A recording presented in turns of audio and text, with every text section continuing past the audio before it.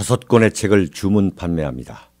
박근혜 대통령 탄핵의 예고편, 윤창중의 처절했던 3년간의 칩거와 은두를 기록한 윤창중의 고백 피정, 문재인 세력에 맞서 대한민국을 기록한 윤창중 칼럼집 2017년 12월, 운명, 칼춤, 부활. 윤칼세TV는 여러분의 도서 구입과 자발적인 구독료로 운영됩니다. 구독 버튼도 눌러주시기 바랍니다. 자, 여러분, 식사들도 다 걸으셨겠지만 저는 점심부터 걸렸습니다. 그럼에도 불구하고 여러분의 그 아주 참 또랑또랑한 눈빛, 큰 힘이 되고 있습니다. 자, 지금부터 제 2부를 시작하도록 하겠습니다. 우리 KBS 부영노조의 성창경 위원장님과 함께 시간을 갖도록 하겠습니다. 여러분, 감사합니다.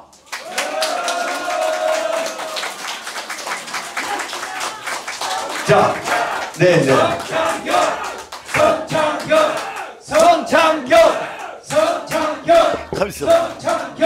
여러분 안녕하십니까?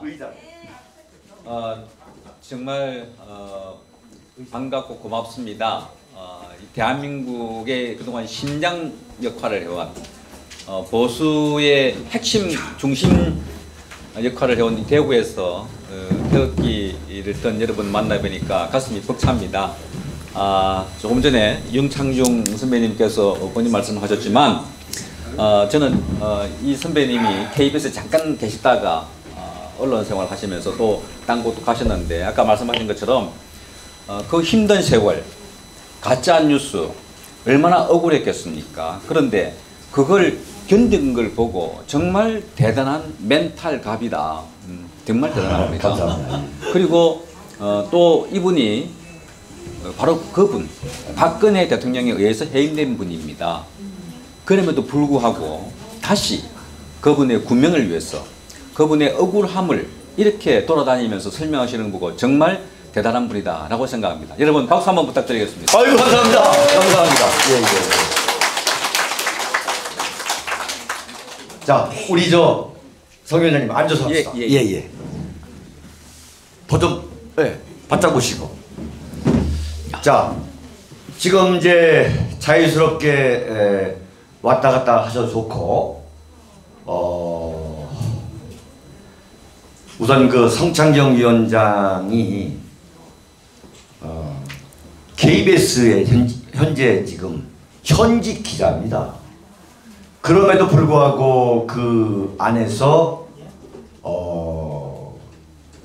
소위 말하는 민노총 소속의 그 KBS 노조와 지금 싸우고 계시고, 또 이 태극기 집회에도 아주 기회만 되면 나와가지고 정말 그 명연설을 하시는데, 우선 KBS가 지금 어떤 상황인지를 한번 좀 우리가 뭐 지금 나라 전체가 기울어져 가는 상황에서 KBS의 문제가 그렇게 대단해 보일까 싶겠지만 어쨌든 전체적으로 아까 선배님이 말씀하신 것처럼 대한민국이 해체되는 길로 가고 있다 이렇게 보고, 그 가운데 핵심 세력이 지금 이 정권이 이용하고 있는 것은 언론입니다. 그러니까 언론을 맨 앞에 세우고 그 뒤에 사법기관을 장악해서 대한민국 근간을 해치고 있고 무너뜨리고 있다. 즉 총칼 대신에 언론을 앞세워서 선동, 왜곡, 조작된 보도로 일방적으로 한 길로 몰아가고 있는데, 가만히 보니까 그게 대한민국을 해체하더라.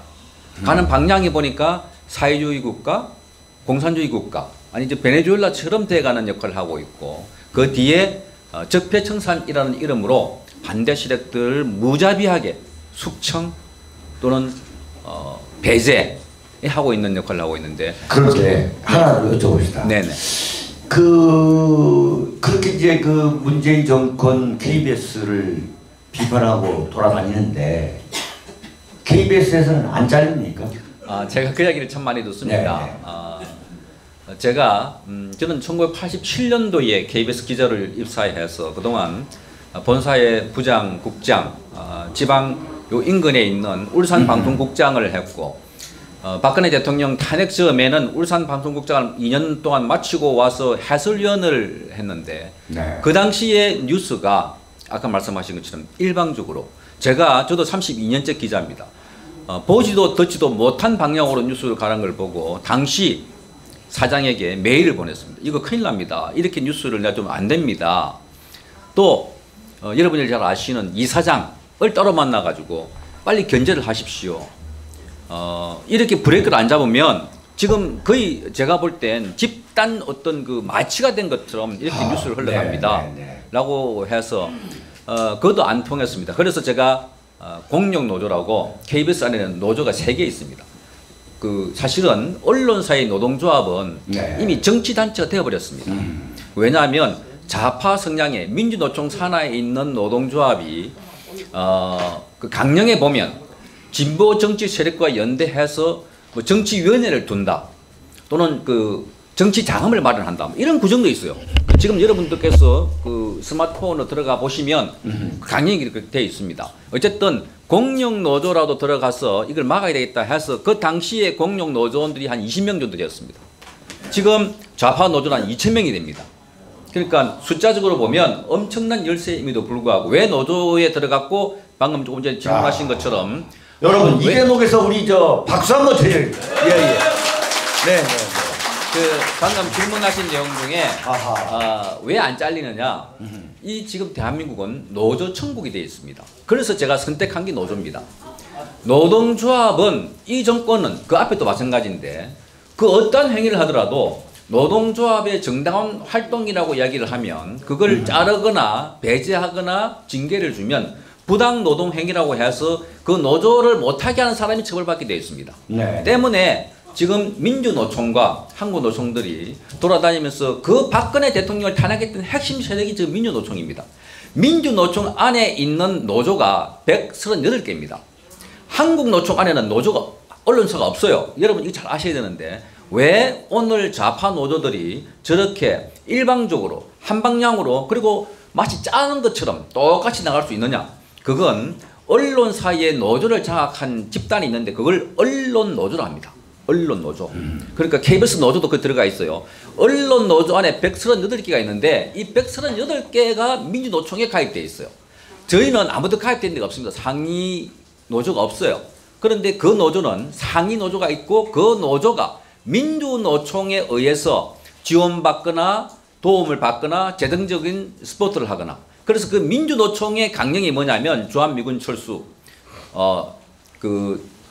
또 주한에 한국에 들어와 있는 핵무기 폐기 뭐 이런 한반도 평화 통일 뭐 이런 게 보면 다 북한의 주장과 연관되어 있는데 어쨌든 그 노조를 과하게 보호하다 보니까 저도 노조 활동을 하니까 그래서 함부로 손을 못 대고 그래서 제가 몇 차례 소송도 붙고 있는데 얼마 전에 KBS에서 오늘 밤 김저동이라는 프로그램에 나는 공산당이 좋아요.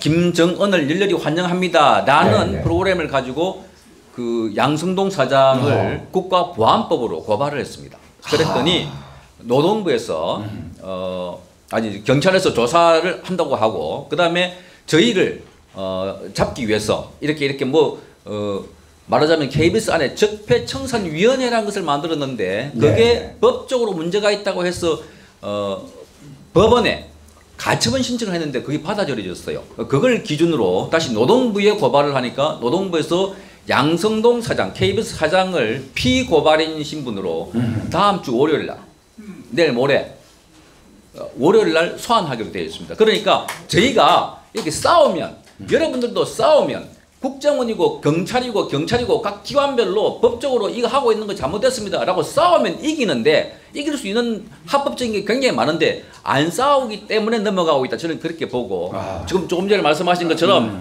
왜 안 잘리느냐? 제가 뭐 자를 어떤 말을 했나요? 정당한 언론인으로서 노동조합 위원장으로서 합법적으로 법에 보장된 권리 행사를 하고 있을 뿐 저는 그 어느 누구도 비방하거나 누구를 공격하진 않습니다.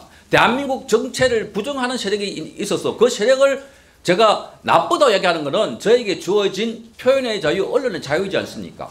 여러분들이 나와서 하는 것처럼 그러니까 우리는 절대 쫄지 말고 우리 윤창중 선배님께서 그 어려운 시대를 겪은 것처럼 견뎌낸다면 반드시 이길 수 있다고 저는 확신합니다. 아이고.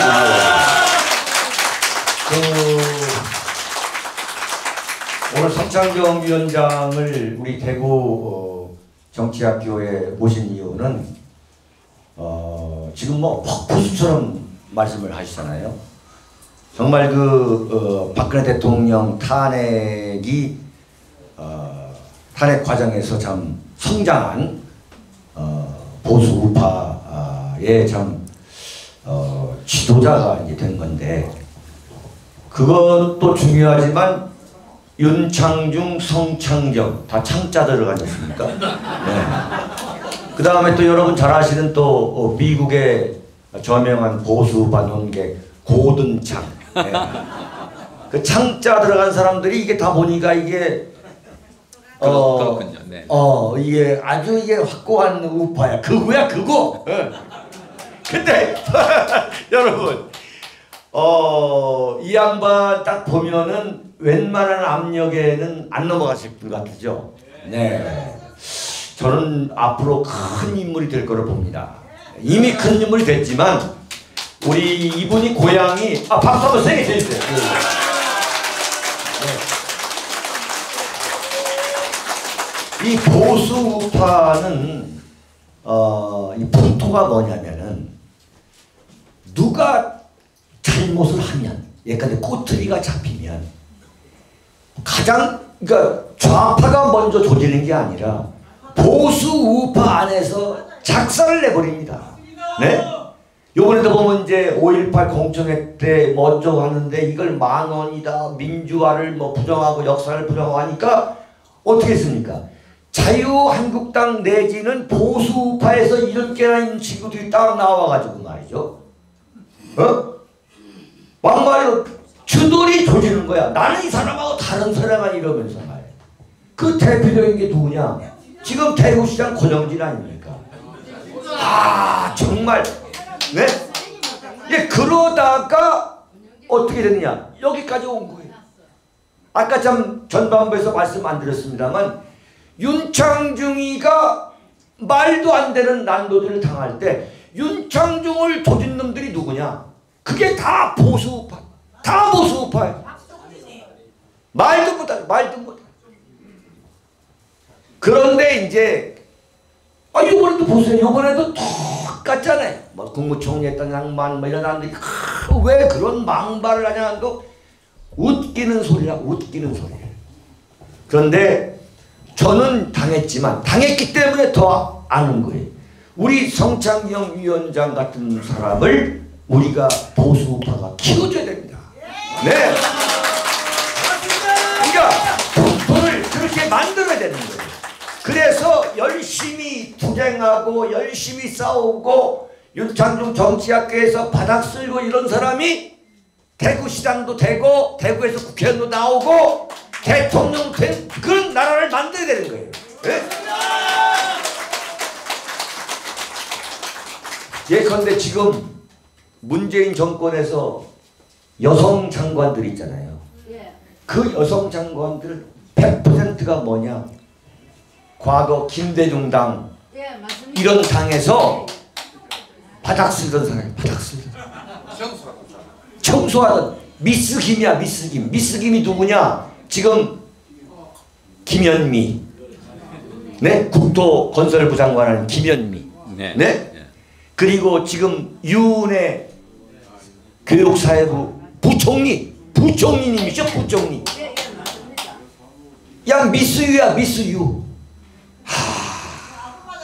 이런 것을 대한민국 보수 우파도 지금부터 전통을 만들어 가자. 저는 그렇게 생각하고 있습니다. 왜 이런 꼴을 당했느냐. 아직도 자유한국당은 정신을 많이 차려야 되는데 우리 같은 사람 입장에서는 대한애국당에 이 어떤 애정을 주장할 수가 없어요. 애정을. 그래도 그 많은 사람들이 대한애국당에 대해서 그야말로 욕을 하지만 심지어 조원진 대표까지도 이룰 말할 수 없는 그 비난을 하지만 마타도를 하지만 만약에 지금 대한애국당이 없었다고 생각한다면, 지금 이게 어떻게 됐을 거라고 생각해 본다면 참 끔찍한 일인 거예요. 정말 너무너무 감사한 일이에요. 정말. 대한애국당 당원들은 좀 가만히 계시기 바랍니다. 자, 그래서 우리가 성창경 위원장님이 뭐 굳이 말씀드리면 경남 창녕 출신입니다. 네. 출신인데 약간 빗나간 질문이지만 그것 좀 하나 물어봅시다. 다 아마 궁금하실 거예요. 저 양반 이러다가 정치하는 거 아니야? 네. 왜냐면 유튜브 같은 데 보면 뭐 나왔다 그러면 뭐 10만 조회 막 이러잖아요. 한번 좀 답변 해보세요. 만약에 제가 정치의 뜻이 있다면 못 나옵니다. 자신이 있기 때문에 그래서 제가 현직이지만 떳떳하게 회사 안에서나 밖에서나 말씀을 드리는데, 사실 지금 이런 상황에서 정치보다는 여러분들에게 알리고 여러분들이 나서서 대한민국이 적화되는 걸 막아야 되겠다. 그 뜨거운 마음으로 나왔지. 저 개인 그런 생각은 윤세민님이 가끔 그런 게 물어보시기도 하고 질문도 하시는데 그런 생각 없고요. 조금 전에 말씀 가운데 이제 대구시장께서 광주시장에게 미안하다, 5.18 발언 관련해서 대신 사과한다. 이제 대한민국의 보수를 바라보는 큰 두 가지 시선이 있는데, 하나 박근혜 대통령 탄핵을 어떻게 보는가, 또 하나 5.18을 어떻게 볼 것인가에 대한 답을 들어보면 대강 알 수가 있는 것 같아요. 이번에 자유한국당 대표를 뽑는 과정에서 5.18과 박근혜 대통령 탄핵 이야기가 나오면서 공격하는 말들이 많이 나왔는데, 그중에 핵심 중에 하나는 박근혜 대통령과 또는 이 진영에 대해서 태극기를 든 분에게 극우, 또 어떤 분은 한 줌도 안 된다. 기사가 그래 나와요. 한 줌도 안 되는 태극기, 0.2%, 3,000명 뭐 이렇게 하는데, 지금 바로 여러분 한 줌이 한 덩어리가 되고 전체가 되도록 만들어야 되는, 그게 혁명입니다. 사실 좌파들은 촛불로서 정권을 탈취했고 이 정권을 뺏기는데 그냥 과거의 평화로운 여야 시대에 정권이 왔다 갔다 하는 게 아니라 촛불로서 정권을 가져갔는데 보니까 가만 자세히 보니까 김정은하고 같은 그런 나라로 가고 있고, 우리가 1948년 8월 15일 날 건국하고 난 이후에 71년 동안 한 번도 경험하지 못한 그런 나라, 남쪽의 대통령이라고 그러지 않습니까, 본인이. 그러니까 남쪽을 북쪽에 갖다 바치려고 하는, 그래서 6.25 전쟁 때보다 더 절체절명의 위기인 순간인데 국민들은 모른다. 왜? 장악된 언론이 일방적으로, 여러분 아까 말씀하셨지만 얼마나 왜곡되고 선동적인 보도를 하냐면, A는 B다가 아니라 같은 레벨이 아니라 완전히 다른 물체, 성질로 말해도 그걸 알아듣고 있는 사람들입니다. 대한민국은. 저는 현직 기자이기 때문에 그게 정말 절실해서 그래서 나왔습니다. 이걸 우리 지상파에서 조금 이따가 정말 언론인이 아니에요. 네. 제가 말씀드리지 않습니까? 그래서 얼마나 왜곡 보도, 편파 보도를 했으면 총 16년 10월 24일 날 JTBC의 태블릿 PC 보도를 딱 하고 난 뒤에 2, 3일 간격으로 전 지상파가 일제히 박근혜 밑에 최순실 밑에 고영태, 차은택, 장시호, 정유라 등에서 그런 인물들을 설정해서 그런 그 대통령이라고 보기 힘들 정도로 저작거리에 있는 사람도 감히 이런 보도를 하면 명예훼손으로 함부로 할 수 없는 발언 또는 뉴스들을 거의 4개월 동안 내보냈습니다. 생각해 보십시오. 여러분들이 집에서도 듣기 좀 꼰대라도 열으려 그러잖아요. 세 번이다 그러잖아요. 비슷한 내용을 일주일만 보도를 하면 믿어버립니다. 애들에게 싸우는 그림을 보여주고 비디오를 틀어주고 학교에서 강의실에서 보여주다가 밖에 내보내면 바로 싸웁니다. 또 엄란한 영상물을 한 일주일 동안 보여주고 내보내놓으면 이상한 짓 합니다. 그게 언론학에서 효과 이론이랍니다. 문화 효과 이론. 그러니까 3, 4개월 동안 거의 매일 박근혜 전 대통령이 국정농단을 일으킨 최순실의 뒤배우 세력이고 주변 인물들이 대한민국을 쥐락펴락하면서 연설문도 제대로 못 쓸 뿐더러 연설문까지 옷까지 뭐 수술을 받고 굿하고 비아그라를 어떻게 하고 롯데 호텔에서 7시간 동안 누구랑 밀회를 즐겼다 라는 식의 보도를 계속 반복적으로 해보십시오. 아마 지금은 그렇게 말씀하셔도 여러분들 가운데 상당수는 빨리 탄핵해라 탄핵 빨리 잡아 넣어라 하는 마음이 생길 정도로 미디어에 신물이 날 그런 상황이 있었습니다. 이게 오늘날 언론이 얼마나 중요한가를 여러분들이 아셔야 되고, 그래서 정말 다행스러운 것은 대한매체에 유튜브가 나왔기 때문에 여러분 오늘 모여 있었고, 유튜브가 만들어졌기 때문에 태극기가 이미 부대처럼 집단화할 수 있고, 그래서 우리가 아무리 짓밟아도 일어날 수 있는 힘이 바로 이 유튜브 때문입니다. 이분들에게 박수 한번 쳐주십시오. 그 유튜브 좀 이야기 제가 잠깐 좀 할게요. 네, 네. 그 지금 유튜브가 참 엄청나게 많이 늘어났어요. 그래서 저 개인적으로는 유튜브를 하게 된 게 뭐냐면, 제가 여러분이 아시다시피 제가 왜 청와대 대변인 하기 전에 그 종편에 나가가지고 방송을 많이 했지 않습니까? 근데 3년 동안 이제 집거를 하면서 내가 일단 살기로 결심한 이상 세상에 나가면은 내가 제일 그래도 국민을 위해서 한다면은 그게 이제 칼럼을 쓰고 방송을 하는 거 아니겠느냐, 이런 생각에 이제 이르렀는데 참 만감이 교차하죠. 만감이. 만약에 내가 세상에 나갔을 때에 손가락질을 하는 사람이 있다면 나는 어떻게 할 건가 라는 생각도 난 해봤어요. 자, 그러면 미련 없이 다시 들어가자. 영혼이 안 나온다, 나는. 그래가지고 그러면 종편에 나갈 거냐? 그래서 과거에 그 엄청난 참 그야말로 그런 걸 한번 다시 해볼 거냐, 아니면 무엇을 할 거냐 생각을 하는데, 종편은 도저히 나갈 수 없겠더라. 내가 안 하면 안 했지, 그 나를 그렇게 난도질했던 데 가서 내가 앉아가지고 뭐가 이렇게 하는 것을 내가 도저히 내가 용납할 수 없겠더라고요.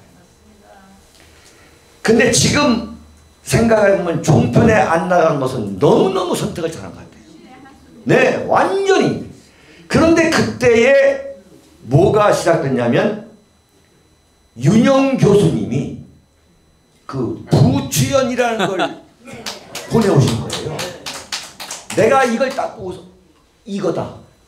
내가 종편의 붐을 일으켰는데 내가 유튜브의 붐을 일으키겠다.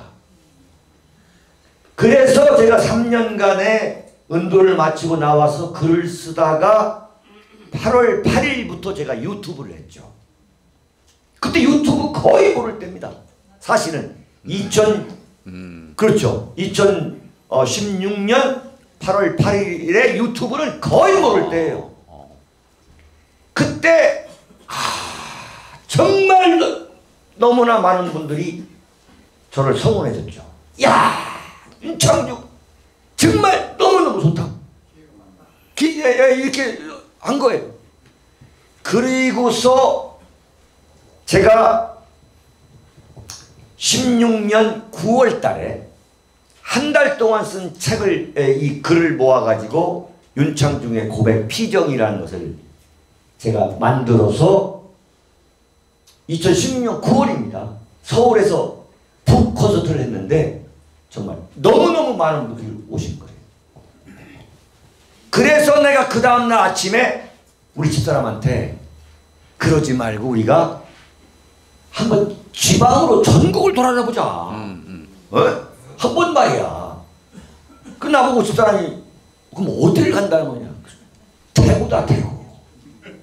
대구가 없었으면 윤창중이가 지금 이 3년을 어떻게 보낼 수 있었겠냐. 예, 맞습니다. 네.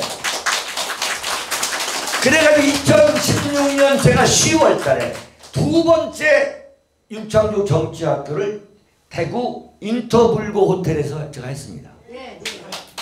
그때 오셨잖아요. 어마어마하게 많은 분들이 오셨어요.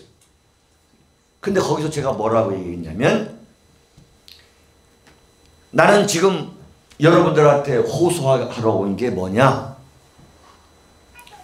지금 박근혜 대통령이 너무너무 심각한 시련에 빠져들고 있는 것 같다. 그때 2016년 10월 22일 날 제가 했어요. 10월 22일 날. 예, 예, 맞습니다. 이 모든 정치적 시련의 뿌리는 어디에 있느냐? 그건 유승민과 김무성한테 있는 거다. 네? 맞습니다. 그러니 대구 시민 여러분들이 박근혜 대통령을 좀 지켜달라. 그리고 김무성과 유승민에 대해서는 매서운 채찍을 가야 된다. 제가 그 얘기를 하고서 서울에 올라갔는데 그 다음 날 10월 24일 손석희 그 태블릿 PC 보도가 나옵니다. 네. 예, 터져버리지. 샤. 근데 어떻게 하다 얘기가 이거 나왔지? 자, 그랬는데 그 얘기만 딱 10초만 더 할게요. 네네. 우리 보수파가 이렇게 저는 제기했다고 봐요. 원래 오리지널 보수파는 지금 100% 제기했다. 그런데 여러분한테 이런 기회에 한 말씀 드린다면 정말 너무 오락적인 것에만 사람이 현혹된다면 이것도 상당히 문제다 이렇게 봐요. 네. 그러니까 좀 가려서, 그러니까 진짜 보수 우파 안에 가짜 뉴스가 있습니다. 여러분들을 현혹시키기 위해서 이 가짜 뉴스를 여러분들이 가려내 주시고 심판을 해야만 보수 우파 유튜브가 발전할 수 있다. 이 얘기하려고 그런 거예요, 제가. 아, 네. 네. 여러분들이 또 해주시기 바랍니다. 예. 조금 전에 그 윤창중 그 윤칼세 대표님께서 힘든 시간을 겪고 난 뒤에 나왔을 때 많은 사람들이 거부를 하거나 야유를 보내면 어디를 갈까, 그만둘까, 접을까라고 이야기를 했다고 하시는데 보수파들이 강한 것 같아도 사실 마음은 여립니다. 이렇게. 그런데 잠깐만 옆으로 한번 보자고요. 손혜원, 손석희 그렇게 떠들어도, 그렇게 야유를 해도, 그렇게 보도를 해도 물러나는 사람들이 아닙니다. 생각해 보십시오. 손석희만 하더라도 얼마나 치욕스러운 의혹입니까? 얼마나 부끄러운 것입니까? 자기 지위를 이용해서 그것도 온갖 그 매체들이 지상파는 그 보도를 하지 않아요. 유튜브에서 이런저런 소리를 해도 안 물러납니다. 지금도 여전히 주식회사 JTBC의 사장으로, 언론인으로 또 뉴스를 진행하고 있습니다. 손혜원 씨 그렇게 의혹이 제기된 날, 그 다음 날 일제히 언론에서 보도를 해도 빙상 선수들 데리고 국회 정론관에 나와서 저는 그 그림을 보고 났는데 옛날에 찍어놓은 자료 그림인 줄 알았어요. 그렇지. 예. 그런데 그게 아니라 어제 본인이 목포에 부동산 20여 채를 투기했다고 의혹을 받고 갖가지 의혹을 받는데 본인이 빙상 선수들의 미투를 대변해서 설명해 주러 나왔어요. 그리고 기자들을 데리고 목포 현지에 그 허름한 집에, 곧 쓰러질 것 같은 그 집에 기자 100여 명을 데리고 앉았어. 질문을 하는. 그래서 얼마나 뻔뻔스럽고 가정스러운 것이 좌파들의 얼굴인데 우파들은 조금만 하면 미안하다, 부끄럽다. 지금 윤 선배는 그렇잖아요. 이제 나경원 대표를 포함한 자유한국당에서 상대방이 공격하니까 뭐 5.18 해석은 다양한 것이 아닌가 또 이랬다가 또 발언이 부적절해서 미안하다. 김중교라는 젊은 청년이 문재인은 탄핵돼야 된다고 그러고 저까진 게 대통령이냐라고 이야기를 했는데 그 문제를 뭐 예의의 문제라고 하거나 또는 공당에서 뭐 그런저런 이야기 나올 때 조금 유감이다라고 할 수는 있어요. 저는. 그런데 그 발언을 놓고 일제히 그동안 조용했던 매체들이 그러니까 김경수, 김태우 이런 의혹들을 막 퍼뜨릴 때 입 다물고 있던 KBS, MBC, SBS 등 각가지 매체들이 네. 그 김중교 청년과 5.18 발언이 나오니까 갑자기 톱으로 뉴스로 도배를 합니다. 그런데 자유한국당 반응이 뭐냐? 자유한국당 내에 있는 김무성 씨를 포함한 많은 사람들이 부적절하다. 당이 우경화되고 있다. 거구 취급을 받고 있다. 태극기 부대에 예속되면 안 된다. 여러분, 제가 비교적 사물을 객관적으로 보려고 노력하는 기자입니다. 거기에 속으면 안 됩니다. 왜 오늘 보수들이 말하자면 패배했고 넘어졌냐? 이거는 우경화를 하지 못한 자유한국당이기 때문입니다. 우파들이 자기의 정 위치가 어딘지 모르고 좌파들 따라서 쫄쫄쫄 따라가다가 나온 게 김무성, 유승민 같은 사람들을 배출한 겁니다. 혹시 여러분들에게 누군가가 거구다라고 이야기를 하면 내가 되도록 하고 있구나. 만약에 그 거구의 사전적인 의미를 보면 여러분들이 칼을 들거나 몽둥이를 들어서 여러분 의견을 관철하기 위해서 누구를 두들 패거나 피를 보게 하면 그건 거구입니다. 폭력이 동반되지 않는 이념은 극단적인 아닙니다. 그렇다면 촛불 세력이야말로 극좌입니다. 그렇지 않습니까? 그런데 여러분들 보고 거구다 그러고 당이 우경화돼 간다고 그 소리를 듣고 질끔질끔 그 소리를 듣고 우리는 중도를 모아야 돼. 이런 사람들은 또다시 김무성, 유승민 씨와 같은 그런 아류를 당으로 만들려고 하는 사람들이기 때문에 지금 체제 싸움이고 전쟁이고 정말 이 대한민국이 사라지느냐 그 존속하느냐를 놓고 건곤일척 한판의 대회전이 벌어지는 상황에서 중간지대란 있을 수가 없습니다. 우리가 강하면 그럼 중간지대는 몰려옵니다. 속은 새를 따라갑니다. 어느 새가 강하냐? 지금 좌파가 새가 강하기 때문에 30~40% 되는 부동층들이 저를 따라가고 있는 겁니다. 그런데 우파가 강했으면 이를 따라옵니다. 그동안 우파가 지리멸밀하게 김무성, 유승민 같은 좌파도 아니고 우파도 아닌 사람들이 새를 잡아있기 때문에 자기 정체성을 몰랐던 사람들이 그래 따라가다 보니까 본인은 누구라 생각하십니까? 라고 물으면 저는 아무래도 중도파 내지는 진보 쪽인 것 같아요 라고 대답하는 사람들입니다. 왜? 우파가 약하기 때문에. 그래서 여러분들이 강하시고 대구가 강하고 경북이 강해서 우파가 다시 힘을 합쳐서 큰 힘을 모으면 대한민국은 태생적으로 좌파가 될 수 없는 나라입니다. 아니 좌파들하고 한국 정쟁을 통해서 수백만이 죽었고 많은 사람들이 피를 흘리고 지금도 그 후예들이 살고 있는 나라 아닙니까? 그런데 어찌하여 대한민국은 김일성주의를 모토로 하는 주사파 세력들에게 따라가고 있단 말입니까? 이거는 속아서 그런 겁니다. 누구에게? 언론에게. 그래서 언론을 믿으면 절대 안 됩니다. 언론에서 그거를 하면 아 내가 잘하고 있구나. 우경화라 한다 하면 내가 제대로 가고 있구나 생각을 하시고 언론에서 언론을 없애봐야 하는 거. 언론은 없을 수가 없어요. 없애봐야 그래서 대안으로 할 수 있는 거는 여러분들 제대로 방송하지 않는 방송사, 제대로 보도하지 않는 신문 보면 안 됩니다. 끊으셔야 됩니다. 그런데 여전히 들어보세요. 여전히 대한민국의 지상파 KBS, MBC, SBS 종편을 합치면 30%가 넘어요. 이 세력들이 좌측에 붙어 있습니다. 원래 이 사람들은 좌측이 아닙니다. 생각해 보십시오. 우파와 좌파가 있다고 하면 좌파 한 20~30%, 우파가 원래 40~50%, 30~40% 됐습니다. 그런데 30~30을 놓더라도 가운데가 40%가 있습니다. 여러분들은 지상파를 안 보지만 오른쪽에 있는 사람들은 유튜브를 보고 좌측에 있는 사람들은 한겨레, 경향, 오마이뉴스 같은 걸 보고 가운데 있는 사람들이 여전히 뭘 보느냐. 우리 청년들이 먹방, 뭐 복면가왕 이런 걸 보면서 나라가 망한다 하더라도 히득거리고 보고 있습니다. 그러니까 이 채널들이 설당이 없도록 여러분들이 텔레비전 안 보기 운동, 신문 안 보기 운동도 보내셔야 되고 그렇다고 수신료 거부 운동은 제가 하루 종일 안 합니다. 제가 지원하기 때문에 그렇게 말 못하는데 수신료 거부 운동 이야기는 제가 하겠습니다.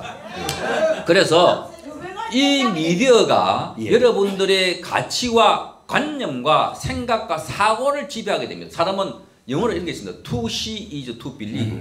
보는 것이 믿는 것이다.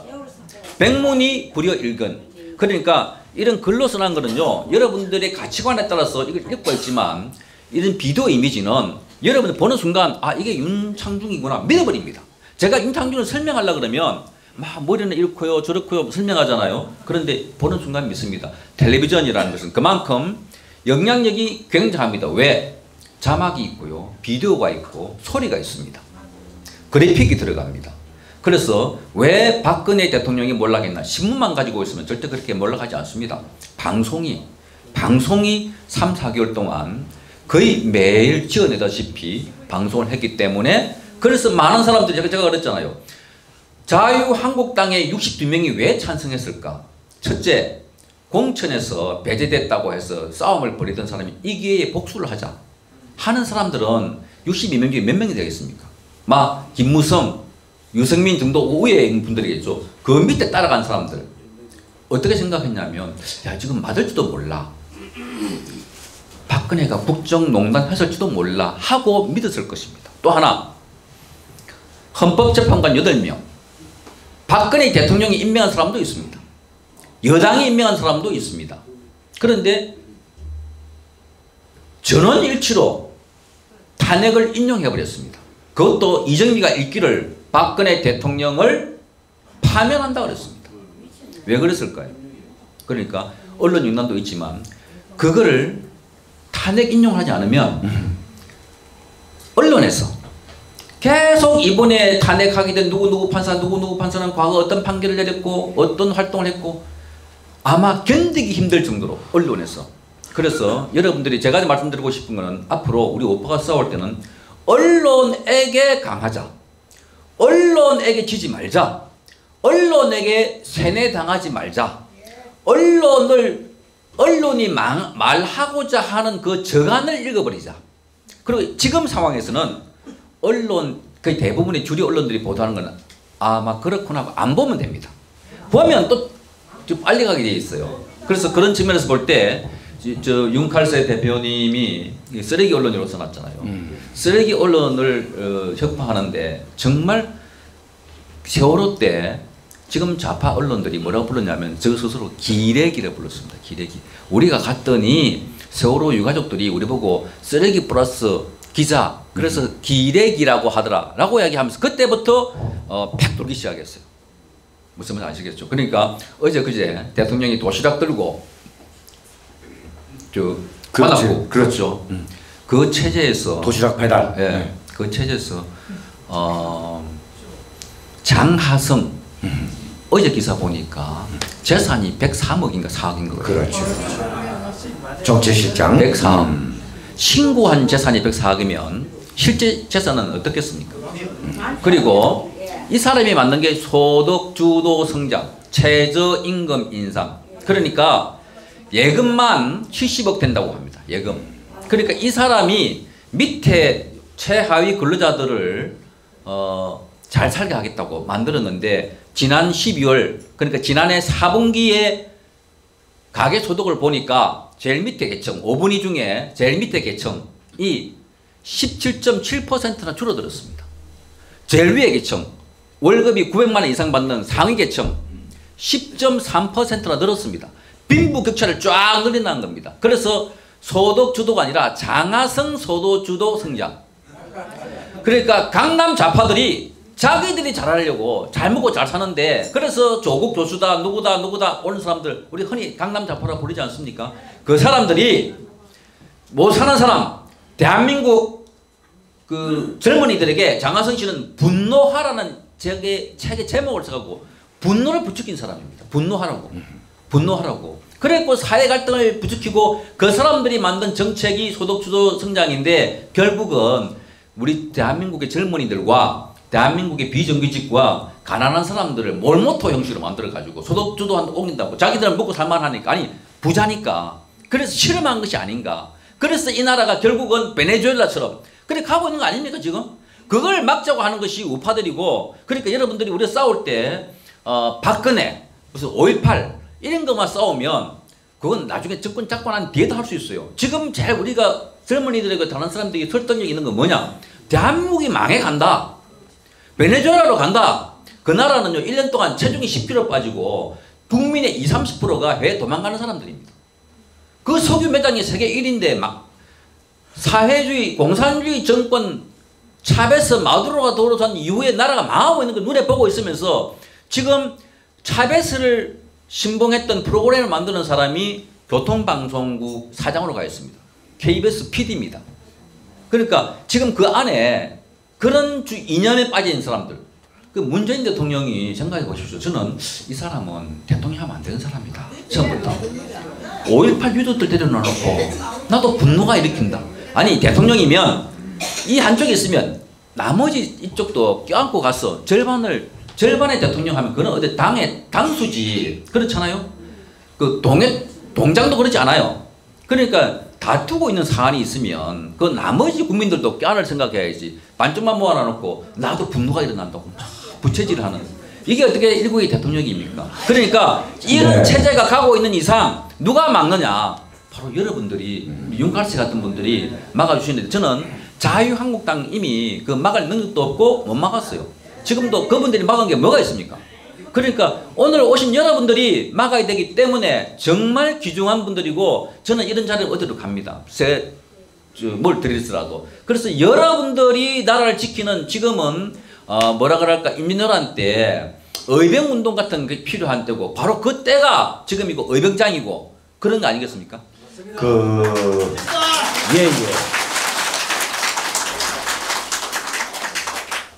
제가 좀 말씀을 드리면은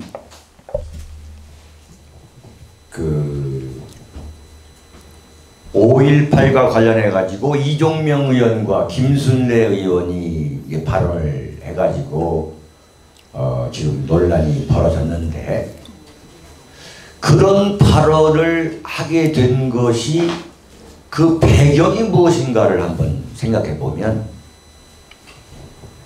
제가 여러분들 앞에 있다고 해가지고 입에 바른 이야기를 하는 게 아니라 5.18에 북한 또는 북한군이 개입을 했느냐, 그리고 5.18 유공자 명단에는 가짜 사기꾼들이 들어있느냐 하는 문제는 태극기 집회에서 계속 이슈가 되었던 문제 아니겠습니까? 바꿔 말하면 자유한국당에서 이종명 의원이나 김순례 의원이 그런 발언을 하게 된 데에는 우리 태극기 세력이 존재하기 때문에 그런 발언이 나오게 된 거예요. 그게 무슨 얘기냐면 5.18과 관련해 가지고 그 희생자들의 그 아픔과 상처에 대해서 여러분들이 공감하지 않는 게 아니겠습니까? 누구보다도 애달게 생각하고 있지 않습니까? 우리가 근데 5.18과 관련해 가지고 언급하는 것이 무슨 이게 어떤 억하심정을 갖고 하는 게 아니라, 정말 그 불행했던 비극에 대해서 누구보다도 공감하고 있는 건, 그건 정말 그렇지 않다고 말하면 정말 너무너무 억울한 일 아니겠습니까? 그런데 과연 5.18과 관련해 가지고 대한민국 공산화 또는 대한민국 전복을 국가의 최고 가치로 삼아온 김일성의 북한이, 또는 그 당시에 실권자인 김정일이가 5.18이라는 대한민국의 그야말로 해방 이후, 대한민국 건국 이후 가장 큰 규모의 소요가 벌어졌는데, 북한과 북한군이 가만히 있었겠느냐, 이걸 지금 우리가 의심하고 있는 거 아니에요. 정말로 북한이 김일성이가 가만히 앉아서 있었겠느냐. 그런데 보면은 주체의 기지 따라 최대의 인민혁명이 일어난 것이다라고 북한에서는 지금까지 주장해 왔잖아요. 그래서 과연 5.18 관련 희생과는 별개의 차원에서 이 진실이 어떤 것인가를 우리가 알아보자고 의심을 갖는 것은 너무나도 당연하고 너무나도 이성적인 의문 아니겠습니까? 그걸 지금 물어보는 거 아니겠어요?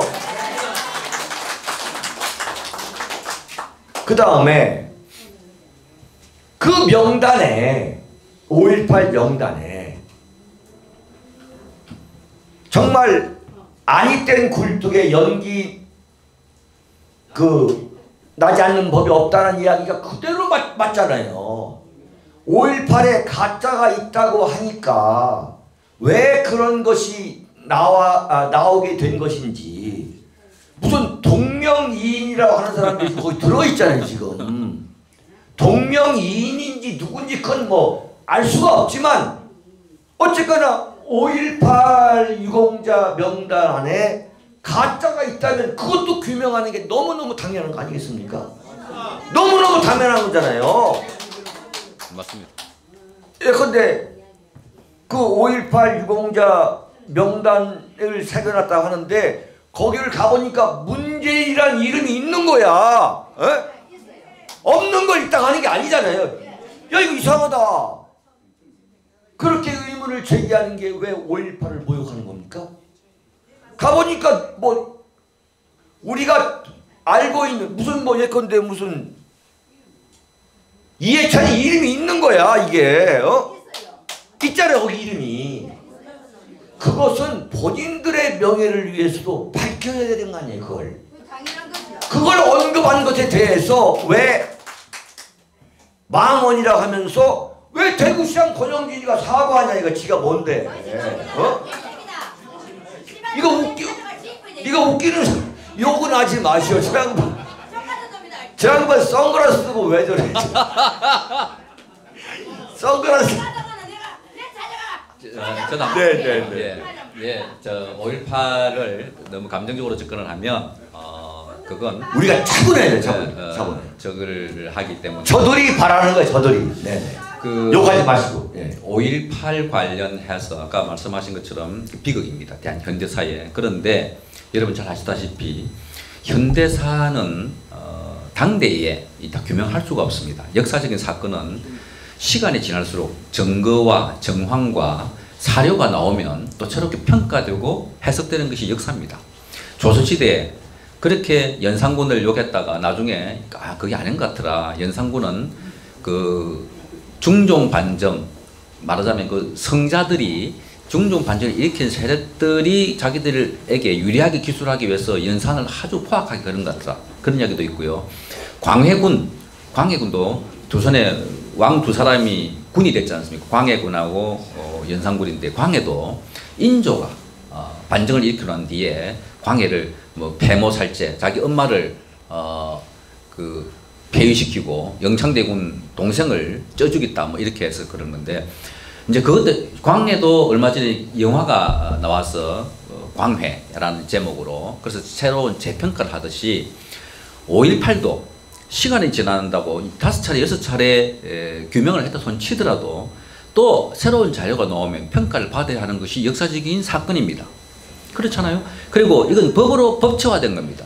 맨 처음에 문재인 대통령이 뭐 택시 운전사라는 영화를 보고 눈물을 흘리면서 등등 해서 다시 진상을 규명해야 된다 그러고 난데없이 헬기로 쏘았다고 위에서 그런 이야기를 했다. 그건 지금 뭐 증거가 없지 않습니까? 어쨌든 5.18에 그 북한군이 개입되는지 여부를 알아보자고 들어있는 조항입니다. 이번에 특별법이 조사 특별법이 그러면 그 법에 따라서 뭐 발언을 하거나 이런저런 사람이 나와서 이야기를 하는 것에 대해서 사실이 틀리면은 새로운 사실로 논박하면 됩니다. 그리고 발언에 적지치 못했으면 사과하면 돼요. 그런데 이 정권은 5.18을 폄훼하면 7년 이하의 징역을 처하겠다는 전대미문의 이게 지금 문재인 대왕이 살고 있는 조선시대도 아니고 무슨 왕이 절대 군주가 통치하는 나라처럼 어떤 발언을 하면은 징역에 처한다. 이게 말이 되는 소리입니까? 그리고 말 나온 김에 무슨 인터넷에 야동을 보면 처벌한다. 그 다음에 드라마나 쇼에 걸그룹들이 나올 때 얼굴 스타일, 머리 스타일, 복장 이걸 다양하기 위해서 통제한다. 이거는요, 여러분 이제 우리 국민 생활 개인 깊숙이 들어와서 뭘 통제하겠다고 하는 건데 이게 어느 나라에서 가능하냐? 공산주의. 북한에서 가능합니다. 그러니까 야동을 통제하는 게 아니라 그 야동을 통제하는 HTTPS라 하는 것은 HTTPS 하는 거는 그거를 들어오는 사이트에 누구든지 접촉했는지 여부를 확인할 수 있는 거기 때문에 종국적으로는 지금 모든 인터넷 시대 아닙니까? 이걸 통제 가능한 사회가 아닌가 우리가 의심을 하는데 마찬가지로 문재인 정권이 지금 하고 있는 이걸 보면 여러분들이 반대를 해도 야당이 반대를 해도 마치 이 사람들 한쪽 귀가 먹은 사람들처럼 그냥 지나가요. 해버려요. 그래서 이 정권이 무섭다 그러는 거고 이 정권이 막강하다는 이유는 보통의 경우 국회에서나 여론이 떠들면 접습니다. 그런데 여기는 여론에 관계없이 가고 있는 정권이에요. 왜 가능하냐? 그게 저는 그 동력이 저기서부터 촛불에서부터 시작해서 계속해서 그 동력으로 가고 있기 때문에 사법부에 김경수가 나와도 김경수의 몸통이 누구라 생각하십니까, 여러분? 모든 국민들이 그렇게 의심하고 다시 한번 김경수의 몸통이 누굽니까? 이런 의혹이 있어도 김경수는 물론 이거니 아까 말했던 손혜원, 손석기 누구 하나 사과하는 사람 없어요. 그 우파들은 벌써 사과합니다. 발언이 잘못됐다고 사과하고 미안하다 그러고. 그런데 오늘 보십시오. 설훈이라는 국회의원이 대한민국 20대 젊은이들이 문재인 정권을 지지하는 거에서 떠난다 그러니까 그건 교육을 잘못받은 거예요. 그러면 대한민국 교육을 시킬 때 학교에서 20대 남자만 따로 교육시킵니까? 여자는 교육을 잘 시키고 남자만 따로 데리고 가가지고 어릴 때부터 교육을 잘 못 시킵니까? 그리고 50대 이상은 교육을 잘못 받았다고 그럽니다. 여러분 교육 잘못 받은 분들입니까? 아닙니다. 잘 받았습니다. 정동영 의원은 태극기를 들고 있는 분들은 친일파들의 후예라고 이야기합니다. 여러분 조상들이 혹은 아버님이나 삼촌이 친일 행동을 했었습니까? 이런 소리를 듣고 있어도 가만히 있는 게 우파였다면 만약 거꾸로 그런 상황이 됐다. 김경수가 박근혜 정권 때 나왔다. 신재민, 김태우가 박근혜 정권 때 DB 됐다. 벌써 광화문 광장과 그 일대가 날리지 않았겠습니까? 그러니까 제가 조금 더 말씀드리고 싶은 거는 이제 우파들도 전략적으로 행동하자. 그러니까 태극기 들고 광화문 지르는 거 좋아요. 그것 때문에 지금까지 아까 말씀하신 것처럼 대한민국이 적화되는 걸 막았습니다. 여러분들 때문에 북한 김정은이가 제일 무서워했던 것도 지난번 서울에 내려오려고 했다가 여러분 때문에 못 내려온 거예요. 네, 그런데 지금 또다시 보면 우리의 전략을 바꾸지 않으면 이 상태에서 저 사람들이 아까 말하듯이 한줌 태극기, 극우 세력, 태극기 부대에 예속되어 있는 이렇게 폄하하고 있는데 우리도 사안이 생기면 조직화, 집단화 하는 능력을 길러야 됩니다. 그게 좌파들이 하는 겁니다. 생각해 보십시오. 지금 우리가 좌파들이 촛불 집회에 모였던 인원수와 태극기 집회가 모인 수를 연인으로 환산하면 이런 수십 배가 많습니다. 얼마나 비가 오나 눈이 오나 하루도 그러지 않고 광화문 광장을 포함한 서울 일대에서 했습니까? 이 정도 했으면 이제 전략을 좀 바꿔가지고 정말 문재인 대통령과 정권이 봤을 때 간담회 서늘하게 과거에 광우병이라고 정말 말도 안 되는 나왔을 때 이명박 대통령이 청와대에서 가슴에 놀래가지고 아침 일슬 소리를 듣고 놀래가지고 쓰러졌다고 그러지 않습니까? 그런데 태극기가 2년 동안 모이고 3년째 들어갔는데 저 누가 놀랬다는 소리 들어보셨습니까? 그거는 저기가 문제도 있지만 우리도 전략 전술을 바꿔 바꿔야 됩니다. 이제는 저들이 무서워하는. 그러니까 여기서 가자 했을 때 가니까 여기는 왼쪽으로 가고 저기는 뒤로 가고 저기는 서쪽으로 가고 저는 동쪽으로 가고 많이 모아놔도 힘이 없는 것은 모래입니다. 그러나 바닷가에 있는 모래라도 조금이라도 가져와서 가운데 세면을 붙이면 건물이 되고 벽이 됩니다. 우리는 여전히 많은 양의 모래일 수가 있습니다. 그럼 이제부터는 가운데 세면을 넣어서 정말 벽이 되고 산이 돼서 저들이 무서워하는 세력이 되도록 여러분께서 힘을 모아 주시기 바랍니다. 네네. 여러분들 뭐 식사도 못 하시고 지금 2시간이 훨씬 넘도록 지금 윤창중 정치학교가 계속되고 있습니다.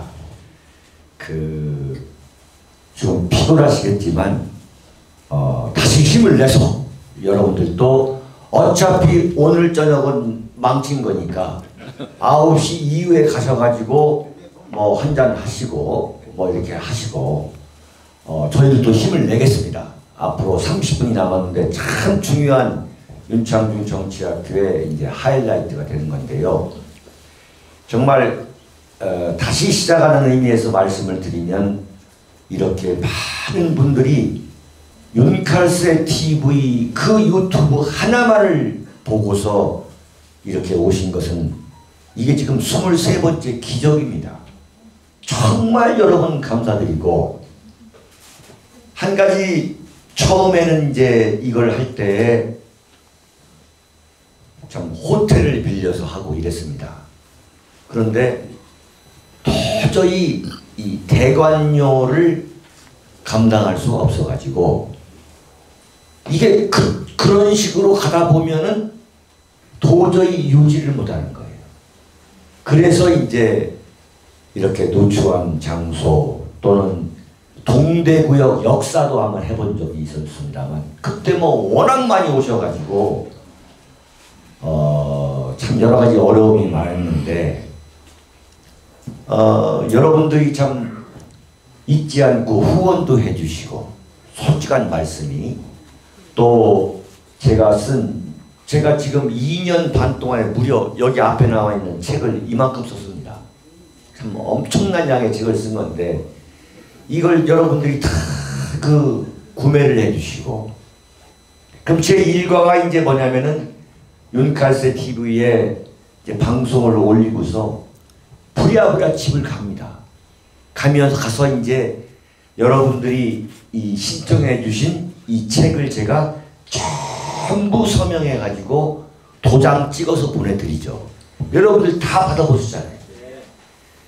이제 거기서 이제 책 한 권을 팔면 뭐 1,000원, 2,000원이 남으면 그 이윤을 갖고 하는 이제 사업이 뭐냐면은 바로 이제 다음 책을 준비하는 겁니다. 다음 책을. 그리고 바로 이런 윤창중 정치학교를 이제 이어가는 거죠. 이어가는 거죠. 다행히 여러분들이 이렇게 성원을 해주시니까 이것이 좀 이어지고 있는 거. 어떻게 보면 저는 참 행복한 사람입니다. 대한민국에서 이거 하려고 하는 거 막말로 황교안도 안 되는 거예요. 황교안도. 예. 근데 지금 제가 전국을 돌아다니면서 하고 있는데 다시 한번 이 기회에 여러분께 감사하다는 말씀을 드리고 자 여기서 이슈를 완전히 바꿔가지고 그러면 우리가 보수 우파가 살아날 수 있는 앞으로 구체적인 방법은 뭐냐? 그것은 저는 태극기 집회는 지금부터라 생각합니다. 자, 우리가 이제 무엇을 이루었느냐라고 야박하게 우리가 평가할 수도 있지만 저는 태극기 집회는 너무나 많은 것을 이뤘다 봅니다.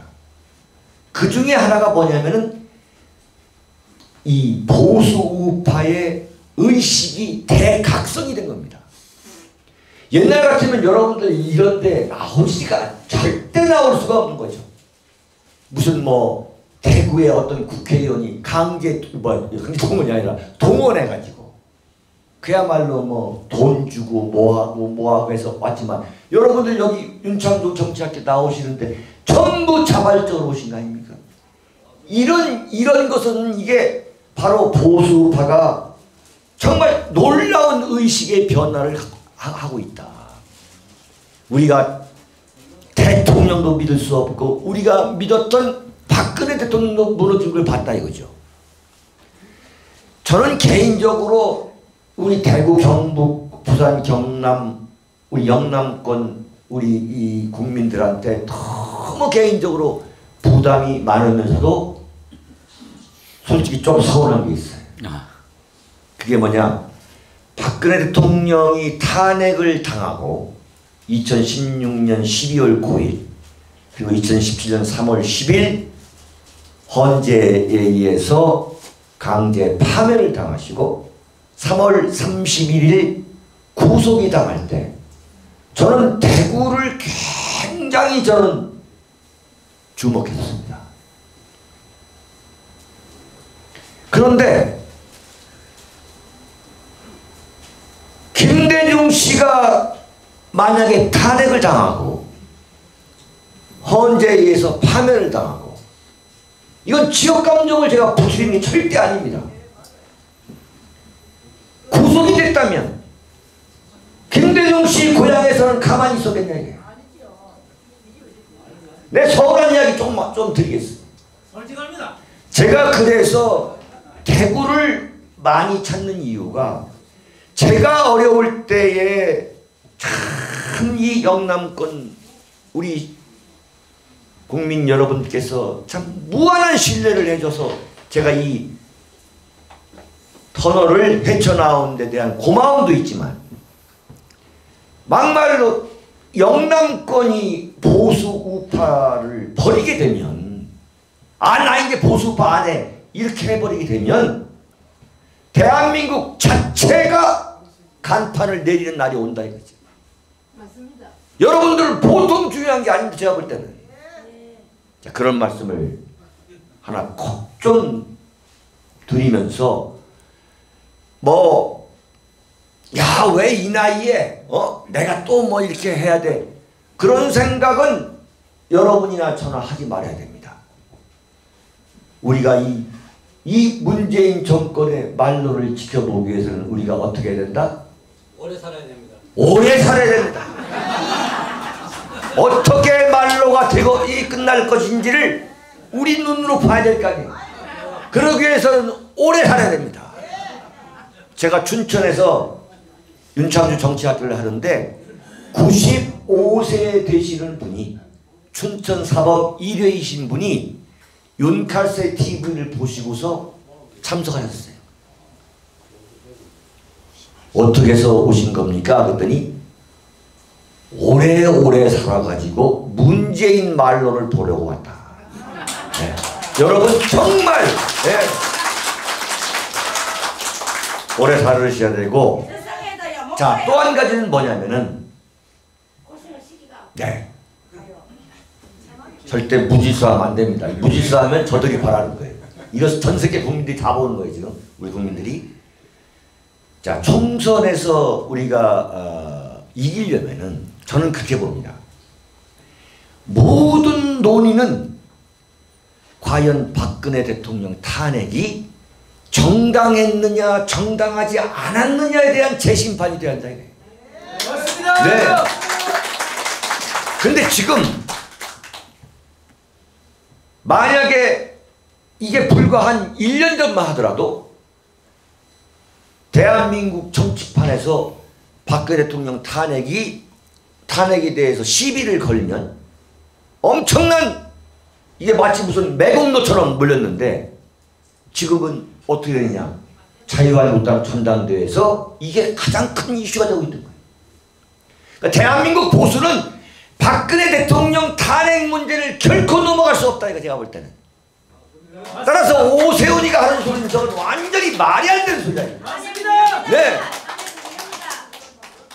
박근혜 대통령 탄핵이 과연 정당했느냐 정당하지 않았느냐를 2020년 총선에서 재심판해야 한다 이거죠. 특히 대구 경북에서 심판을 내려주셔야 됩니다. 예. 그 박근혜 대통령 탄핵에 앞장섰을 뿐만 아니라 앞장선 사람은 물론이고 단순 참가자도 대한민국 정치판에서 완전 여러분의 손으로 퇴출해야 됩니다. 맞습니다. 그래야 대한민국 보수 우파가 살 수 있다.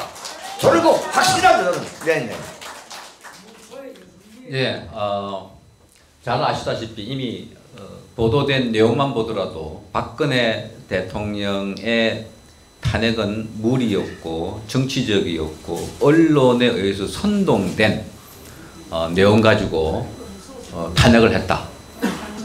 국회에서 탄핵소추안을 발의할 때 국회의원들이 그 구성을 해서 박근혜 대통령이 무엇 때문에 탄핵이 됐는지를 조사를 해야 되는데 그 가장 중요한 증거 자료가 검찰에서 당시에 적었던 공소장과 15개로 추정되는 언론 기사입니다. 그러니까 탄핵을 할 때 기본적으로 언론 기사 가지고 증거 1, 2, 3 해서 15개를 붙여놨어요. 아까 말한 것처럼 지금 청와대에 있는 대변인 김의겸 대변인 당시 한겨레 신문사의 기자였는데 이 사람이 쓴 기사 가운데 최순실이가 다니던 마사지숍 원장이 그 스포츠 센터 만든 거 있었죠. 거기 그 K스포츠 재단 이사장이다라고 기사를 대문짝만하게 썼는데 오보였습니다. 예로 들어서 그런 것들 이 대부분입니다. 그런 걸 집어넣어 가지고 이게 증거 1, 2, 3, 4 그러니까 아까 말한 것처럼 광풍이 불 때 누구 하나 손을 잡아도 그 바람을 막을 수 없었던 것처럼 그 상황이었다면 이미 박근혜 대통령의 탄핵은 뭐 잘못됐고 거짓됐고 왜곡됐다는 걸 밝혀진 겁니다. 그러니까 이거를 당당하게 떳떳하게 어디서나 설득시키고 주장을 해야 되는데 마치 이게 언론학에 이런 게 있어요. 침묵에 나선 이론.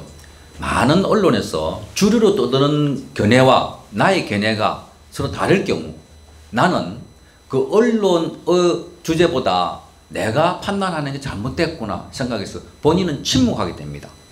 그게 언론학에서 1977년도에 어떤 독일의 학자가 만들어낸 이론인데 침묵에 나선 이론. 즉 주류 언론에서 내보내는 어젠다와 내가 생각하는 게 다를 경우 대부분의 경우 내가 잘못 판단하고 있는가 보다 라고 숨어버리는 경향. 그게 지금 장악된 언론이 일방적으로 아젠다를 5.18은 망언이다 할 때 그건 아닌데 라고 이야기할 때 용감하게 말하자면 김준교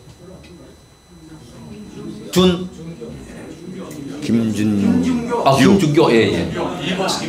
그 청년 대표가 그랬지 않습니까? 네. 그러니까 많은 사람들이 속이 시원하다 그랬지 이야기시켰는데 이게 틀린 말이라고 하지 않지 않습니까? 그러니까 언론을 거슬러 올라가는 게 지금 연어가 물이 내려올 때 차고 올라가듯이 이런 때가 필요한데 대부분의 사람들은 물이 내려오면 가시 휩쓸려 가는 것처럼 이게 지금 여러분과 저는 이상한 시대에 지금 살고 있는 건 틀림없습니다. 그래서 우리가 이 세상을 바라볼 때 정말 뭔가 잘못된데 한참 잘못됐다는 판단을 해야 되는데 많은 사람들이 내가 잘못했을 거야 라고 생각하고 있고 여러분 자제분들이거나 친척이거나 또 그 주변의 사람들이 그렇게 생각하는 사람들이 많습니다. 이게 오늘 우리가 살고 있는 현실이에요. 그래서 불행한 겁니다. 그런데 저도 그렇게 생각합니다. 일어나보고 꼬집어보고 내가 지금 잘못 판단하고 있는가? KBS에 5,000명이나 되는 직원이 있는데 왜 4,000명 이상이 전부 다 왼쪽으로 가는 것 같고 우리에게 돌을 던지는 것 같고 반대하는데 내가 지금 꼴통인가? 뭐 거군가? 막 그렇게 생각을 해요. 그런데 그게 아니다는 거. 자기 주관과 확신을 가지고 주장할 때 논리적으로 하셔야 됩니다. 그러니까 막 가슴이 뜨겁기 때문에 때로는 욕설도 나오고 하지만 상대방에 설득할 때는 욕설과 폭행은 절대 설득력이 없습니다. 자녀 교육할 때도 마찬가지. 그럴 때일수록 냉정하게 설명을 하셔야 되고 그래서 여러분들이 자녀나 지금 여기 보면 두 분을 한번 돌려보십시오. 젊은 사람이 안 오지 않습니까? 우리가 해야 할 일 중에 하나 젊은이들을 키워야 됩니다. 아까 윤칼세 이걸 젊은이들이 일으켜야 됩니다. 그 우리가 할 일은 뜨겁게 나가게 하는 것도 있지만 사실 우리는 지갑을 열어서 청년들에게 지원을 해줘서 그 봐 네가 앞으로 이끌어갈 대한민국이야. 우리는 꼬무있으면 가지만 우리가 먹을 거 안 먹고 입을 것 안 입고 좋은 것 안 하고 만들어낸 대한민국인데 이 대한민국이 무너지고 있어 하는 거를 그 친구들이 깨달아야 되는데 북한에서 미사일 발사한다고 몇 년 전에 하와이까지 공격한다고 소리 나왔어요. 그래서 그 미사일 연습할 때 일본에서도 신간생 멈춰서고 연습했고 하와이도 연습을 했어요. 대피훈련. 한국에만 안 했습니다. 그런데 여행사에 전화가 발발이 불이 났습니다.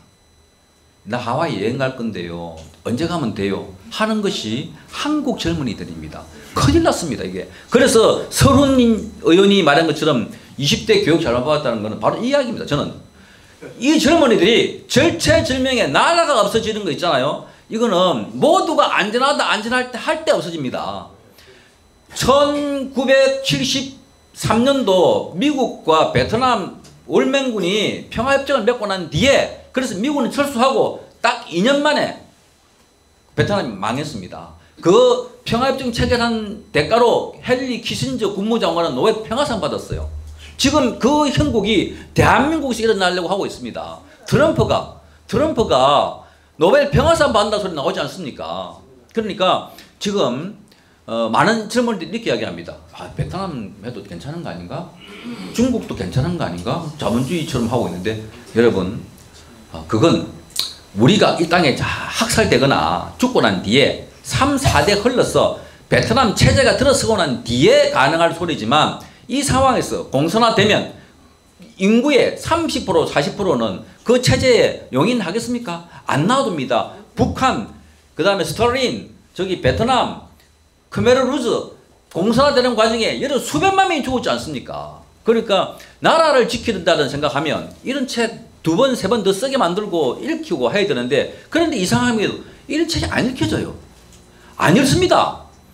주면 그 먹방 보고 하하거리고 호호거리고 오늘도 아마 모르긴 하되 복면가왕의 그 가수가 복면을 뻐근히 벗으니까 누구들 하는 게 실시간 검색 1위, 2위에 올라가는 게 대한민국입니다. 나라가 안 망하면 이상한 나라입니다. 지금 이 상황 보면. 그래서 우리 어르신들이 수고스럽지만 여기 오는 기운이 있으면 앞으로 이웃에 가족에 친척에 젊은이들에게 뭘 어떻게 할까 작전을 짜보시고 책도 사드리고 유튜브도 복사해가지고 올려드리고 그래서 지갑을 열으셔갖고 후원해야 됩니다. 이게 나라를 지키는 마지막 길이라고 생각되어지고 생각해 보십시오. 지금 많은 대기업들이 해외로 가고 있습니다.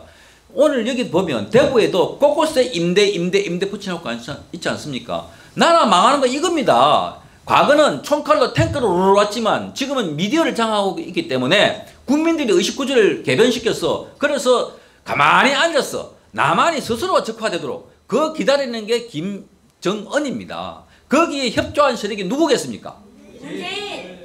현실을 직시하시고 가장 현실적인 방법으로 조금 더 레벨업을 하셔가지고 싸우셔야 됩니다. 그렇지 않습니까? 이 나라 지켜야 되지 않겠습니까? 박수.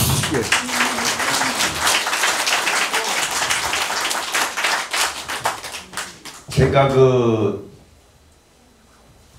젊은 사람들이 왜 그런 자세를 취하는 것인가 저도 나름대로 곰곰이 생각을 해봤는데요. 그것은 흔히 입 바른 소리가 아니라 보수 우파의 영웅이 없었기 때문이다. 영웅이. 비근한 예로 오늘 제가 아침에 그 동대구역을 오면서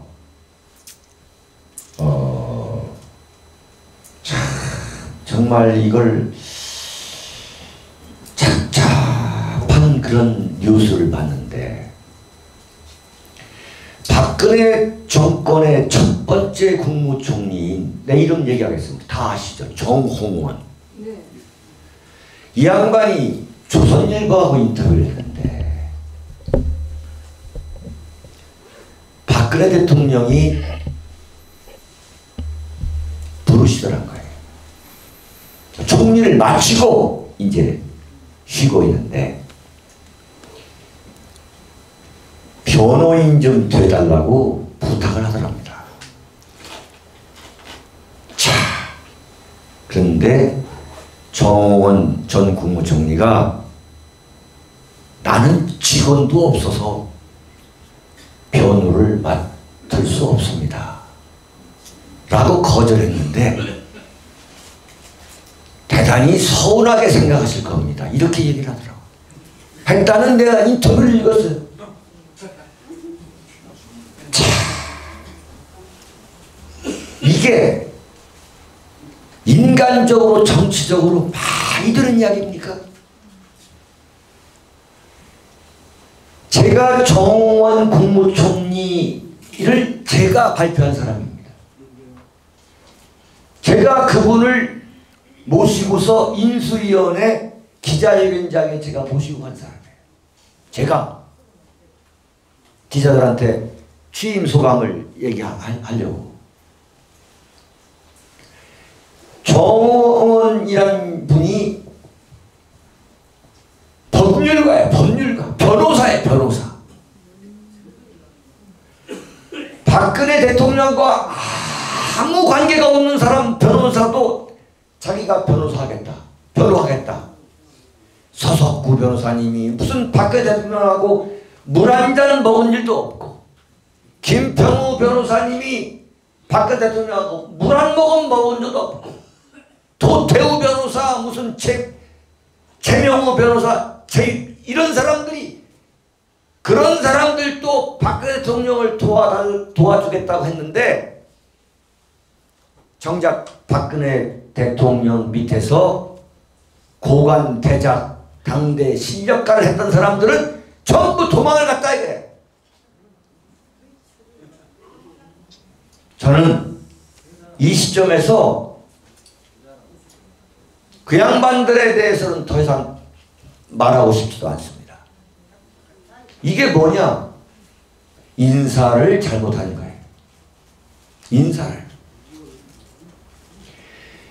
그러니까 지금 자유한국당의 이런 구성원으로는 내버려 두면 이런 기회주의자들이 당대표가 되고 최고위원이 되고 하는 그런 세상이 되도록 우리 태극기 국민들이 내버려 둔다면 그야말로 다 된 밥 망치는 거예요. 지금 저는 대한민국 보수파는 거의 100% 저는 회복이 됐다 봅니다. 정권을 다시 찾아올 수 있는 얼마든지 그 역량을 다시 회복했다고 보는 거예요. 근데 문제는 뭐냐? 그 정치인 선택을 잘해야 한다. 거듭 말씀드립니다만 62명의 탄핵 찬성파는 용서해서는 안 된다. 맞습니다. 단순 계산자도. 그러면서 정말 보수 우파가 앞으로 정권을 잡았다 합시다. 근데 그걸 유지하려면 정말 투사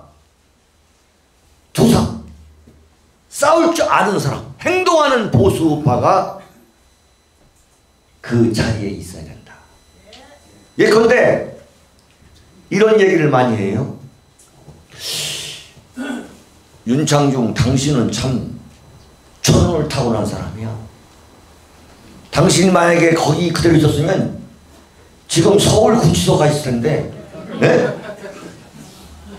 운이 좋은 사람이라고 그래. 근데 어떤 분은 이제 저한테 뭐라고 얘기하냐면, 당신이 만약에 그 자리에 있었으면 이런 일이 왔겠냐고 그런 거예요. 안 하지. 그러면 윤창중 너는 어떻게 생각하느냐? 저는 감옥 갔다고 생각합니다. 제가 이런 꼴이 되지 않도록 저는 싸웠을 겁니다. 막았어요. 네, 막았을 겁니다. 저는. 어떤 뭐 막거나 싸웠거나. 오늘 그 우리 성창경 위원장의 참 그 대쪽 같은 기계 이것을 다시 접하면서 이런 분이 예컨대 청와대의 무슨 대변인이라든가 홍보수를 했다면 박근혜 대통령이 이런 시련을 겪지 않았을 텐데. 아이고. 네, 정말 오늘 제가 진주를 다시 발견한다는 느낌입니다. 진주를 이념적으로도 무장화돼 있고, 네? 정말 여러분 오늘 보셨지만 박학다식하고, 그리고 국회의원 예예. 대구에서 한번 나오게 할까? 예예. 여러분들 지지해 주시겠어요? 공부에 나오겠어요. 네. 승리 잡아주기로. 정말 오늘 그 윤창중 정치학교 너무 보람되고 너무 의미 있는 그런 시간을 또 갖게 됐습니다. 그런데 성 위원장, 네. 하실 말씀이 네, 문제 많겠지만 이제 마지막으로 또 시간도 네. 됐으니까 우리 저 대구, 경북, 부산, 경남 우리 애국 국민들 여러분에게 마지막 인사도 좀 해주시고. 예. 네. 정말 여러분께 다시 한번 깊이 머리 숙여 감사 말씀을 드립니다. 주말 저녁에 날씨도 많이 풀렸고 해서 갈 때 얼마나 많겠습니까? 할 일이 또 얼마나 많이 있겠습니까? 그럼에도 불구하고 저 멀리 서울서 오신 윤창중 칼럼 대표님의 말씀을 듣기 위해서 이렇게 모여주신 여러분, 아까 말씀하셨지만 보수 우파가 재건이 다 됐고 살아났습니다. 그동안 보수 우파가 죽은 것 같은데 윤칼세 같은 이런 그 유튜브가 있어서 정치, 경제, 언론, 역사, 외교 그 어느 거 하나 틀면 안 나오는 게 없을 정도로 이미 지상파를 대신해서 유튜브가 우리 생활 급속하게 들어왔고 저것 때문에 지상파 시청률이 폭락했어요. 광고가 폭락했습니다. 그래서 이게 세상이 바뀌고 있다는 겁니다. 세상이 바뀌고 있는데 만약에 우파가 새로 정권을 잡는다 손 치더라도 이런 변화가 없었다면 또 5년 후에 한번 바람 불으면 훅 날아가는 비겁한 자들이 판을 치는 그런 세상이 될 뻔했는데 정말 하나님에게 감사하게도 절대 우리는 시련을 당했지만 누구 말처럼 실패는 없다. 아니 실패는 있어도 영원히 망하지는 않는다. 그러니까 우파가 지금 이런 걸 겪고 여러분들이 나오신 걸 보면 절대 뺏기지는 않는다. 어떤 의미에서 문재인 정권 그 세력들은 떨고 있을지 모르겠습니다. 많은 사람들이 탁현민을 다시 부르고 정호철인가요? 무슨 이호철인가 다시 부르고 그랬다는데 양정철 왜 부르겠습니까? 불안하니까 가까이 있는 사람들, 같이 히말라야에 갔던 사람들, 같이 그 서론에서 죽을 고비를 함께 느꼈던 사람이 옆에 있어줘야 편안하다 생각하는 거 아니겠습니까? 역사는 지금까지 되돌라서 거슬러 간 적이 없습니다. 반드시 진리가 승리를 하고 정의가 이기는 역사가 되는데, 그러나 불행하게도 대한민국에는 아직도 27%가 김정은이가 좋다고 얘기하고 있습니다. 트럼프 좋다고 하는 사람 몇 퍼센트인 줄 아십니까? 24%입니다. 트럼프보다 김정은이가 또 호감 간다는 세상 누가 만들었습니까? 언론이. 그러니까 이제 정리를 하면 역사의 구비마다 역할을 해줬던 분이 어디냐? 달구벌 대구입니다. 구비마다 나라가 어려울 때 그 암울했던 시대에 1961년도 육군 소장 박정희가 나와서 산업혁명을 일으켰고 대한민국을 개조시켰고 저 가난한 나라에서 세계 수출 6위 하는 나라로 바꿨고 OECD 국가로 만들었고 국민소득 3만 불 되는 나라를 초석을 닦았습니다. 지금 이 세력들은 그걸 부수려 하고 있고 우리는 지키려 하고 있습니다. 그때 만드는 것이 산업이 자동차가 조선이 반도체 등등 해서 그때 만드는 걸로 지금 먹고 살고 있는데 그때 만드는 거를 다 없애려고 하는 세력이 이 세력입니다. 감히 우리가 지켜보고만 있어야 하겠습니까? 싸워야 됩니다. 과거에는 총칼로 싸웠지만 지금은 여러분 책으로 미디어로 말로 싸우셔야 됩니다. 그래서 자녀들에게 이웃에게 형제에게 가서 잘못 생각하고 있다고 여기 가자고 윤창중 정착교 다음에 열릴 때 가자고 해서 오셔야 되고 그게 의병운동이고 나라를 지키는 행주대첩에 있을 때 과거에 행주 안에 돌멩이를 하나 둘 쌓는 거 똑같습니다. 지금 저는 그렇게 생각됩니다. 저는 이제 나이 아직 60이 안 됐어요. 50 중반인데 우리 자식들 보면 갑자기 겁이 납니다. 5년 10년 후에 어느 날 이거 일어났더니 텔레비전을 켰는데 김정은이가 또는 김씨가 김정은이 아니더라도 김씨가 대통령이라고 할지 모르는 그런 나라가 있을 수도 있겠다. 그래서 나라를 지키는 데는 지금 누구로 군인을 기대하겠습니까? 경찰을 기대하겠습니까? 아닙니다. 여러분들이 이게 역사적인 사명이다. 오늘 대한민국의 역사적인 사명은 저와 여러분 같은 분들이 일어나서 나라를 지키게 한 이 숭고한 사명을 받은 건 저는 감사하게 생각합니다. 이 기회를 잘 받들어서 사명을 감당해서 나라를 지키고 5년 10년 후에 맞아 그때 우리 대구 매일신문에 가서 윤칼세 그 강의를 들으면서 나라를 지켰다 이렇게 자랑할 수 있기를 간절히 소망합니다. 고맙습니다. 정말 역시 상당히 준비도 많이 해오셨고 근데 시간이 아쉽습니다. 벌써 3시간이 다 되고 있습니다. 정말 좋으시는 분 하나 없이 정말 진지한 윤창주 정치학교 만들어주신데 너무 감사드리고요. 마지막으로 제가 여러분한테 한 가지 부탁드린다면은 오늘 23번째 윤창중 정치학교가 이어질 때까지 저의 신변 안전을 위해서 고생하고 계시는 아까 말씀드렸습니다만 3.10 특명단에 우리 하창건 단장님이 서 계시고요. 또 저기 왼쪽에 김현덕 작전국장이 계십니다. 김 국장님, 이 카메라를 해서 손 좀 붙여주세요. 인사 좀 하세요. 저분들이 어디를 가든 간에 그야말로 제가 단돈 1원도 주지 않는데도 불구하고 이렇게 그림자처럼 나오십니다. 제가 정말 가슴속에서 눈물을 흘릴 때가 많습니다. 윤창중 잘해야겠다. 여러분 대구, 경북, 부산, 경남 우리 애국 시민들, 대한민국 국가 중심 세력 여러분들 윤창중 그리고 성창경 지켜봐 주시기 바라고요.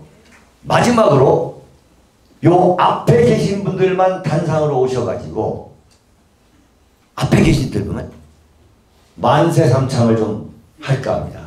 그 만세 삼창은 아까 말씀드린 대수천 사무국장 박성진 국장님이 선창을 하시는데 그 태극기 다 흔드셔야 됩니다. 네네. 우리 김장철 감독님 촬영 잘하셔야 됩니다. 자, 나오시기 바랍니다. 네네. 자, 나오시고. 네. 자, 나오세요. 이게 다 일어나시고 일어나셔야지. 먼저 대한민국 만세를 부르겠습니다. 대한민국 만세! 만세! 만세! 만세! 만세! 만세! 태극기 좀 흔드세요. 네네. 다음은 태극기 보수우파 만세를 부르겠습니다. 태극기 보수우파 만세! 만세! 만세! 만세! 다음은 윤창중, 윤칼세 만세를 부르겠습니다. 윤창중, 윤칼세 만세! 만세! 만세! 만세! 여러분 대단히 감사합니다. 여러분 건강하십시오. 여러분 대단히 감사합니다. 배구 대회를 마치도록 하겠습니다. 여러분 감사합니다. 감사합니다. 5권의 책을 주문 판매합니다. 박근혜 대통령 탄핵의 예고편, 윤창중의 처절했던 3년간의 칩거와 은두를 기록한 윤창중의 고백 피정, 문재인 세력에 맞서 대한민국을 기록한 윤창중 칼럼집 2017년 12월, 운명, 칼춤, 부활. 윤칼세 TV는 여러분의 도서 구입과 자발적인 구독료로 운영됩니다. 구독 버튼도 눌러주시기 바랍니다.